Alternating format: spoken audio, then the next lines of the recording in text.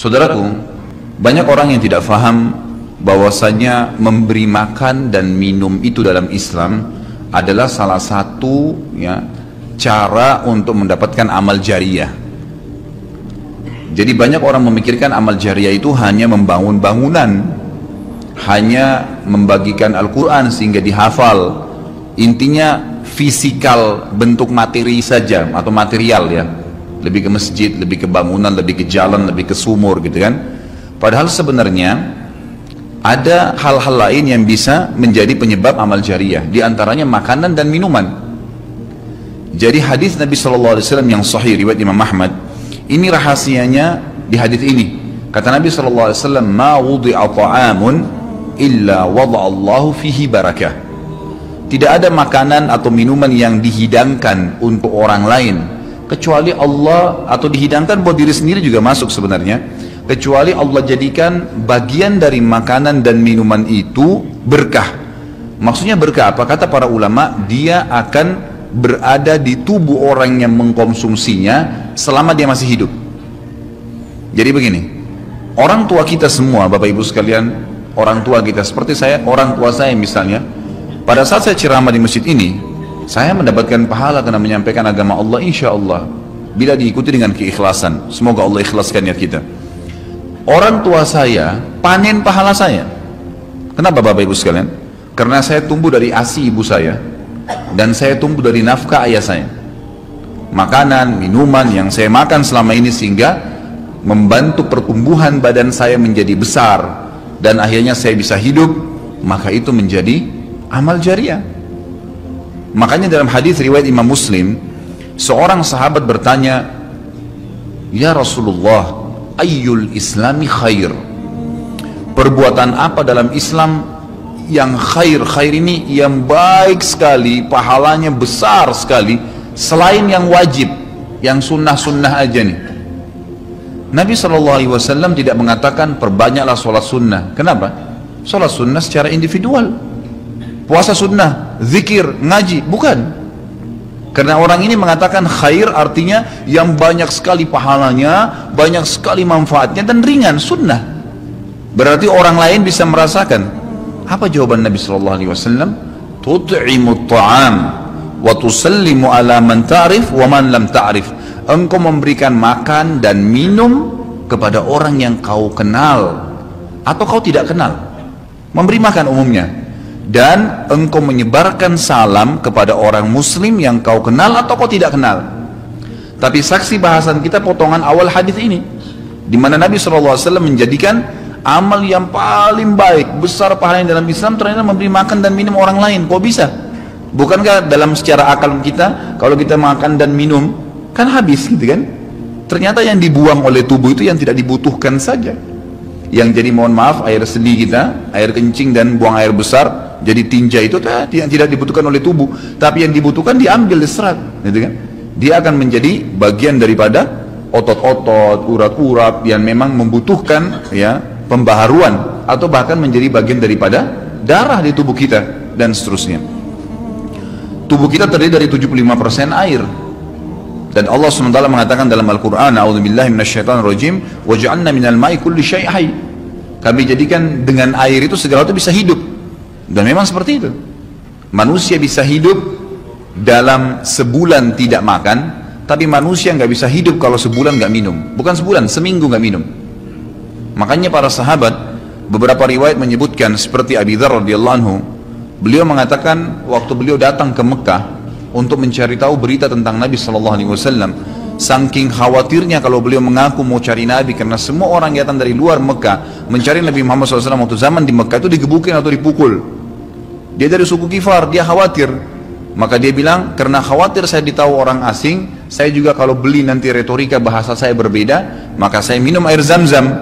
Dan selama beberapa hari dia tinggal di Mekah itu, 2 minggu cari Nabi SAW, 2 minggu minum Zam-Zam, nggak makan apa-apa. Dan bisa, gitu kan, minum air. Beberapa sahabat juga dalam riwayat Bukhari menjelaskan, mereka pernah tinggal di Mekah selama sebulan tidak minum kecuali air Zam-Zam. Bisa hidup.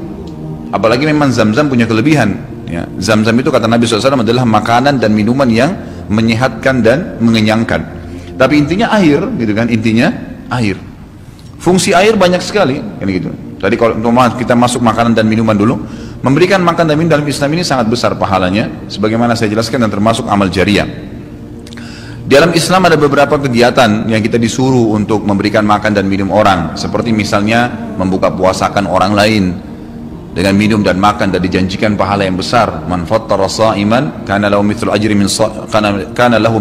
sha'imin min ghairi an yanqus min ajri sha'imin syai'a. Siapa yang membuka puasakan orang lain, maka dia akan dapat pahala orang itu tanpa dikurangi sedikit pun dari pahala orang yang buka puasa tadi. Dan Umar bin Khattab radhiyallahu anhu pernah memanen pahalanya satu kota Madinah di zaman khilafah beliau dengan air. Dengan air. Jadi zaman khilafah beliau di akhir hidupnya, atau maaf, di akhir khilafahnya beliau sempat di akhir Ramadan juga, bukan di akhir khilafah, mohon maaf, di akhir Ramadan, dia salah satu tahun khilafahnya beliau sempat ingin membuka puasakan orang, sudah mau habis Ramadan, ingin dapat pahala. Waktu itu beliau jadi khalifah, jadi raja, diiklankanlah di Madinah. Ya, dia bilang pada pembantunya, gulamnya, tolong iklankan kalau saya akan buka puasakan orang, ingin cari pahala. Orang semua diiklanin, Amir Mu'minin bin Khattab mengundang buka puasa. Orang-orang pada berbondong-bondong datang. Yang undang siapa? Raja. Yang orang bayangkan ini akan ada kambing bakar, yang akan ada ini, akan ada itu, macam-macam. Raja yang undang, gitu kan. Ternyata Bapak Ibu sekalian, waktu sudah ngumpul semua jemaahnya, masyarakat depan Umar menyuruh membagikan gelas-gelas yang zaman itu memang terbuat dari tanah liat. Kemudian dibagikan satu-satu dan disuruh antri di sumur, gitu kan. Karena memang mereka minumnya di sumur waktu itu, nggak ada sumber air yang lain, gitu kan. Mereka antri di sumur, lalu mereka ambil isi air masing-masing di sumur itu, antri kemudian sambil duduk. Setiap kali seseorang di antara mereka dituangkan air di gelasnya, mereka berkata, mungkin sebentar keluar kurmahnya, makanannya, dan seterusnya. Begitu terdengar azan, kata Umar kepada pembantunya, sampaikan kepada seluruh muslimin, silakan berbuka puasa dengan air yang ada di tangan mereka. Maka dia pun mengatakan, silakan buka puasa, dan selesai segelas air ini, maka selesai buka puasanya Amir Mu'minin, gitu. Orang akhirnya bubar, tapi pada saat itu orang faham, Umar bin Khattab ingin mencari pahala orang, gitu kan, ingin mencari pahala saja. Dan ini sudah saya tekankan, kalau menjelang Ramadan, Anda juga bisa ikuti pengajian saya di YouTube, ada judulnya Dahsyatnya Ramadan. Salah satunya itu kalau tiba Ramadan, ikhwan, maka maksimalkan waktu membuka puasakan orang. Apa susahnya membeli sedus air, ya, air mineral, berapa harganya? 20.000, 30.000, 20.000 rupiah kalau nggak salah ya. Air mineral gelas, isinya berapa? 40 sekian.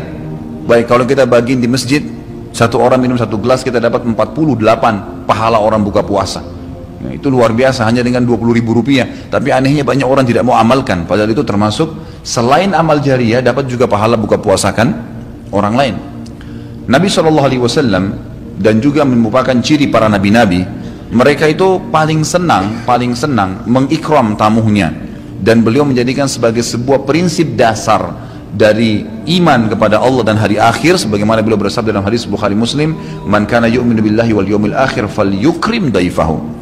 Siapa yang beriman, mengaku beriman kepada Allah hari akhir, maka dia harus mengikram itu, melayanin, memberikan makan dan minum, ya, mengucapkan tutur kata yang baik bagi tamunya. Intinya memberikan makan dan minum dalam Islam ditekankan sekali, karena itu juga termasuk, ya, amal ibadah, amal jariah dan amal ibadah yang akan mendapatkan pahala. Jadi ada dua sisi pahala yang didapatkan selain amal jariahnya. Selama dia makan dan minum kemudian itu masih ada di dalam tubuhnya, maka berarti itu akan terus menjadi amal jariah. Kata para ulama, dia akan terus menjadi amal jariah pada saat seseorang tumbuh besar. Kayak kasus seseorang manusia tadi, orang tuanya, ayahnya carikan nafkah yang halal, ibunya kasih ASI, kemudian dia tumbuh besar dari situ. Tumbuh besar ini ternyata menjadi otot-ototnya, menjadi komponen dari tubuhnya. Kemudian dia menjadi besar, lalu dia menikah. Dari komposisi tubuhnya tadi, ternyata ada yang mengalir di sperma dia kepada anaknya. Kemudian anaknya tumbuh besar juga dari situ, dan seterusnya. Jadi amal jariah selama masih ada manusia itu. Jadi seperti itu luar biasanya gitu. Di antaranya tadi saya bilang, kita bisa mendapatkan pahala dengan buka puasakan orang. Yang kedua, mengikram orang. Mengikram ini memberikan, menyuguhkan sesuatu buat tamu, ya. Termasuk, ya, yang dianjurkan adalah sering-sering, ya, mentraktir orang lain. Ada kultum saya itu, subhanallah, saya isi salah satu pengajian di salah satu kantor di Sudirman ini, sampai saya dibisikin, Ustadz, setelah saya nonton di YouTube ceramahnya Ustadz tentang traktir, ini teman-teman semua pada berebut nih, saling traktir-traktiran gitu. Jadi nggak lagi nunggu temannya yang bayar, tapi dia yang bayar duluan. Ternyata itu amal jariah ya Ustadz ya. Oh iya, amal jariah kan gitu. Memberikan makan orang, bayangkan kalau dia makan dan minum dia kenyang, kemudian ada yang jelas pasti ya, makanan minuman yang dimakan dan diminum itu pasti ada bagian yang akan menjadi komposisi tubuhnya, nggak mungkin semua terbuang. Maka itu berarti akan jadi amal jariah. Apalagi kalau dasarnya yang kita berikan makan orang-orang yang bertakwa, orang soleh, luar biasa, makin kuat dia beribadah. Ciri Nabi Ibrahim alaihissalam, Nabi Ibrahim itu malah luar biasa ikramnya, ya. Dia suka dengan tamu, sampai-sampai kalau dihidangkan makan, cirinya beliau nggak pernah makan sendiri. Pasti habis dihidangkan makan, dibuka pintu rumahnya, siapapun lewat dipanggil makan sama dia. Syekh bin Baz hafizahullah rahimahullah, beliau sudah meninggal. Salah satu muridnya menceritakan, beliau itu punya rumah, ya, rumahnya dia di belakang atau di samping rumahnya itu ada sebuah tempat yang kosong, pakai AC, ya dilapangkan seperti masjid inilah. Setiap hari beliau menyiapkan makan siang dan makan malam untuk 600 orang. Setiap hari. Siang itu untuk 600 orang, malam untuk 600 orang. Jadi 1200 orang yang makan setiap hari. Atau 1200 porsi lah, ya. Kalau orang yang sama makan siang dan makan malam. Sampai-sampai beliau bukan mengundang, ya, enggak diundang orang. Jadi awal-awalnya saja diiklanin. Jadi kalau sudah tiba waktu makan siang, yang lagi nyapu jalanan mampir, yang lagi lewat mampir, yang muridnya mampir, yang kerabatnya mampir, pokoknya mampir 600 orang. Siang malam, tiap hari sampai belum meninggal. Itu bagaimana mereka mengikramnya. Kadang-kadang kita subhanallah, makanan kita taruh di kulkas sampai rusak, nggak mau dibagi kepada orang. Pelitnya luar biasa. Kalau buahnya lagi berbuah dibungkus, nggak mau dibagi ke orang lain. Padahal sebenarnya rahasia untuk menambah berkah sesuatu benda, rezeki kita, itu diinfakkan dulu. Kata Nabi SAW di dalam hadis Bukhari, Allah SWT berfirman, ya ibna Adam, anfik alaik, wahai anak Adam, infak dulu baru saya infakkan kepadamu. Artinya baru saya berikan, bukakan rezeki itu. Kita kalau mau otomatis, ya, spontan, begitu dapat makanan, ada makanan terus langsung dibagi langsung pada saat itu. Nih, bagi sama teman misalnya, atau dikata porsinya sebagian, atau kita beli bungkus yang lain. Ini saya beli satu bungkus makanan 10.000, beli satu bungkus yang lain khusus kasih fakir miskin, sebagai tanda syukur terhadap makanan tadi itu. Langsung diinfakkan. Itu spontanitas, tidak berhenti rezekinya.